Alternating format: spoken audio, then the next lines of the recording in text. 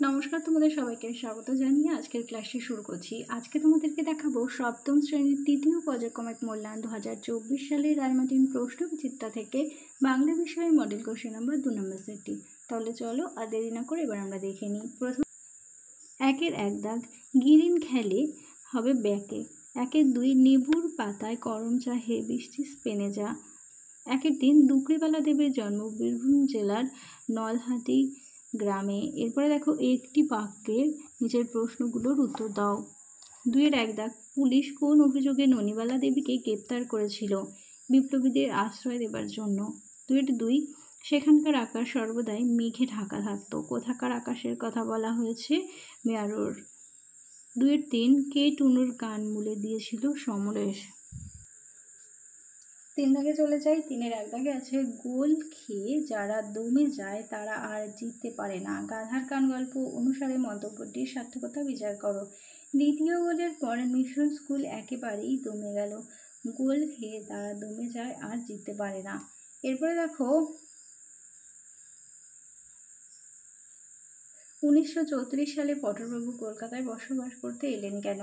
কলকাতার হারসন অ্যান্ড কাম্বারলি কোম্পানিতে বেশি মাইনের চাকরি আর নেপাল ভট্টাচার্য লেনে বাড়ি পেয়ে যাওয়ায় সে কলকাতায় আসেন। এরপরে দেখো কাশীর জেলের পানিশমেন্ট সেলটির অবস্থা কেমন ছিল? সেখানে কার উপর অত্যাচার করা হতো? কাশীর জেলের পানিশমেন্ট সেলটির একটা মাত্র দরজা ছিল, কিন্তু আলো বাতাস প্রবেশ করার মতো কোনো জানলা বা দরজা ছিল না। জায়গাটা ছিল একেবারে কবরের মতো। এবার দেখে নাও 4 দাগে। 4-1 দাগে আছে এদের সকলেরই মাথায় অনেক হাজার টাকার হুলিয়া ছিল। হুলিয়া শব্দের অর্থ কি? এরা কারা? এদের আশ্রয়দাত্রী কে ছিলেন? হুলিয়া শব্দটির অর্থ হলো পলাতক আসামিকে গ্রেপ্তার করার জন্য তার চেহারার বর্ণনা সহ বিজ্ঞাপন। এরা হলেন বিপ্লবী নেতা যদুগোপাল মুখার্জি, অমর চ্যাটার্জি, অতুল ঘোষ, ভোলানাথ চ্যাটার্জি, নীলিনাকান্ত কর, বিনয়ভূষণ দত্ত ও বিজয় চক্রবর্তী। এদের আশ্রয়দাত্রী ছিলেন ননিবালা দেবী। হুলিয়ায় থাকার জন্য এরা সারাদিন দরজা বন্ধ করে ঘরে কাটাতেন আর নিশাচরের মতো শুধু রাতে সুবিধা মতো বেরিয়ে পড়তেন। নিষ্ঠুর শিকারীদের মতো পুলিশ এসে পড়লেই এই পলাতকেরা নিমেষে অদৃশ্য হয়ে যেতেন আর পুলিশ এদের ধরার জন্য হয়রান হয়ে ফিরত। পরের প্রশ্ন দেখো, আজকের খেলাটা যে খুব জমবে তাতে সন্দেহ নেই। কোন বিশেষ দিনের কথা বলা হয়েছে? সেই দিনের সেই খেলার মাঠের দৃশ্যটি নিজের ভাষায় লেখো।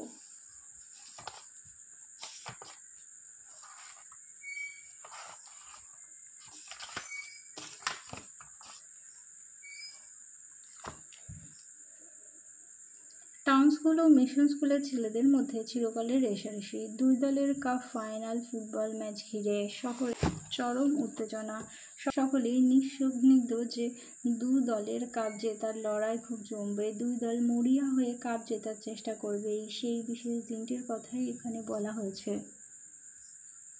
ফাইনাল ম্যাচের দিন 5টা থেকে খেলা আরম্ভ হওয়ার কথা ছিল, কিন্তু উত্তেজনায় মত্ত হয়ে দর্শকেরা 4টে বাজতে না বাজতেই মাঠে হাজির হন। মানুষের উত্তেজনা এই কারণেই যে টাউন স্কুলে ও মিশন স্কুলের ছেলেদের মধ্যে রেষারেষি চিরকালের। গিরিন, সমরেশ, টুনু আর টাউন স্কুলের মস্ত খেলোয়াড়। অপরদিকে মিশন স্কুলের দলও অনেকটাই মজবুত। খেলা শুরু হয় ও 10 মিনিট পর্যন্ত মিশন স্কুলের পায়েই বল থাকে। বলা বাহুল্য, টাউন স্কুলের গোলের কাছ থেকে বল আর যেতে চায় না। তবুও টাউন স্কুলের ব্যাক গ্রিন এবং হাফ ব্যাক সমরেশ নিজেদের দক্ষতায় বল বার করে দেয়। দর্শকের মধ্যে টান টান উত্তেজনার সৃষ্টি হয়। মিশন স্কুলের খেলোয়াড় টুনু যখন বল নিয়ে তীরের মতো দৌড়ায় গোলের দিকে এবং গোলকে লক্ষ্য করে শট মারার আগেই টাউন স্কুলের ব্যাক ও হাফ ব্যাক 2জন খেলোয়াড় তাকে বাধা দেয়। ট্রুনো পায়ে আঘাত পায়, তবুও খেলা চলতে থাকে। হাফ টাইমের পর খেলার গতি আরও বাড়ে। অবশেষে খেলার ফলাফল দাঁড়ায় টাউন স্কুলের 4 আর মিশন স্কুলের 1 গোল হয়। Match of Tunu. অবশেষে অধিনায়ক গিরিন টুনুকে কাঁধে তুলে নেয় এবং আনন্দে উচ্ছ্বাসিত হয়ে বলতে লাগলো, বল 3 cheers ফর টুনু, হিফি ফুডরে।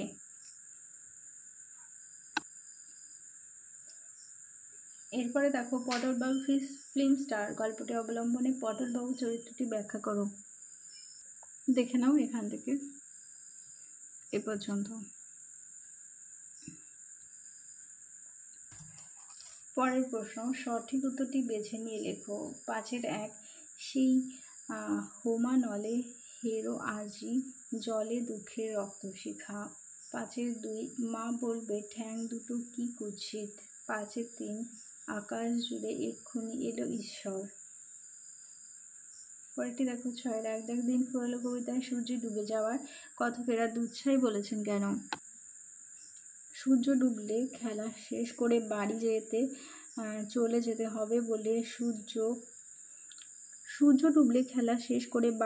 যেতে হবে বলে ছোট ছোট ছেলেমেয়েরা বিরক্ত হয়ে দুচ্ছাই বলেছে। তারপরটি দেখো, ভারতীয় কবিতায় ভারত ভূমিকে পূর্ণতীর্থ বলা হয়েছে কেন? এদেশের মাটির মহিমায় জাতি বর্ণ ধর্মের বিভেদ ঘুচে গিয়ে সমস্ত মানুষ মানবতার মন্ত্রে দীক্ষিত হয়ে নিজেদের সৌভ্রাতৃত্ববোধের বন্ধনে আবদ্ধ করেছে। এরপরে দেখো, এখানে 7 দাগে বলেছে 2-1টা বাক্যের নিচের প্রশ্নগুলোর উত্তর দাও। এখানে 7-এর 1 দাগে আছে টিকা লেখো। এখান থেকে যে কোনো একটি টিকা লিখতে হবে। আছে হুন, ইংরাজি আর দ্রাবিড়। দেখে নাও এখান থেকে হুন এই পর্যন্ত, আর ইংরেজটা দেখো এখান থেকে এই পর্যন্ত, আর দ্রাবিড়টা দেখো এখান থেকে।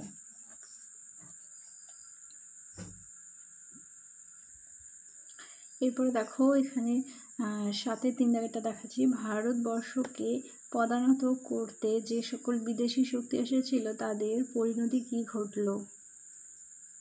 দেখে নাও এখান থেকে এইটুকু।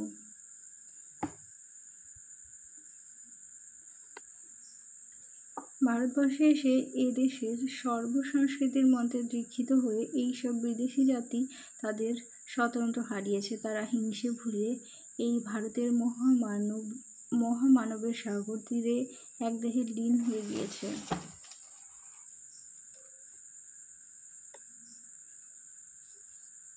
পরের প্রশ্ন দেখো, 8-এর 1 দাগ, মার অভিষেকে এসো এসো তরা। কবি কাদের ব্যাকুল আহ্বান জানিয়েছেন? কোন মায়ের কথা এখানে বলা হয়েছে? সেই অভিষেক কিভাবে সম্পূর্ণ হয় সার্থক হবে? গীতাঞ্জলি কাব্যগ্রন্থের অন্তর্গত ভারত তীর্থ কবিতায় বিশ্বকবি রবীন্দ্রনাথ ঠাকুর জাতি বর্ণ নির্বিশেষে সকল মানব সম্প্রদায়কে আহ্বান জানিয়েছেন। তিনি মার অভিষেকে আর্য অনার্য, হিন্দু মুসলমান খ্রিস্টান ইংরেজ পতিত ব্রাহ্মণ সকলকেই সব বিবাদ ভুলে এগিয়ে আসতে বলেছেন।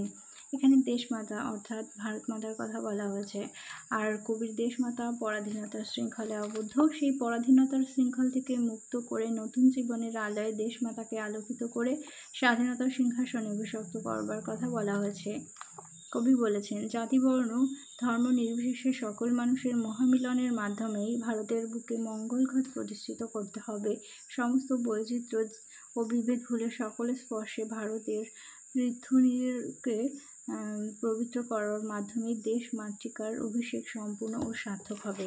3 দাগ দেখাচ্ছি, পোহায় রজনীর রাত, অন্ধকার রাত শেষে যে নতুন আলোক উচ্ছ্বাস, দিন আসবে আর বিচিত্র কিভাবে তার চিত্রটি কিভাবে ভারতীয় কবিতায় রূপায়িত হয়েছে? দেখে নাও এখান থেকে।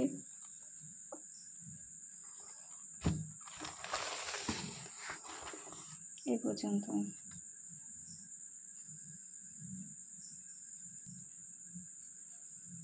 এরপরে দেখো সন্ধি বিচ্ছেদ, দুর্বার দুবিসর্গযুক্ত বার, পরমানন্দ পরমযুক্ত আনন্দ, দুশ্চিন্তা দুঃবিসর্গযুক্ত চিন্তা। এরপরে দেখো বিশেষ্যগুলোকে বিশেষণ ও বিশেষণগুলোকে বিশেষ্য পরিবর্তন করো। পবিত্র পবিত্রতা, তপস্যা তপস্বী, এক ঐক্য, অভিনব অভিনবত্ব।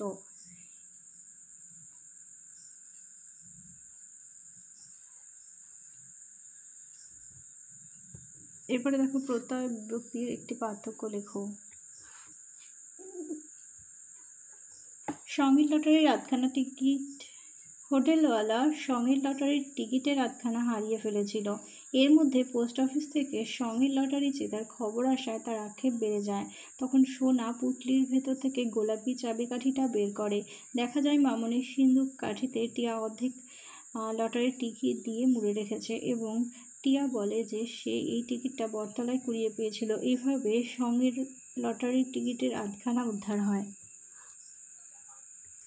13-2 দেখো। টিয়া মাকুকে দম দিয়ে আবার চালু করলো। ঘড়িওয়ালা জাদুকর এবং আরও অনেকে মিলে মাকুকে উপুল করে পরে টিয়া একটি গোলাপি কাঠি মাকুর ঘাড়ের নিচের 2 ডানার মধ্যে ছিদ্রের মধ্যে ঢুকিয়ে আস্তে আস্তে পাক দিতে থাকে। যখন চাবি আর ঘোরে না তখন মাকুকে চিৎকার করা হয় এবং টিয়া আর নাকের টিউবকলটা টিপে দিল। এতে মাকু আবার চালু হয়ে গেল।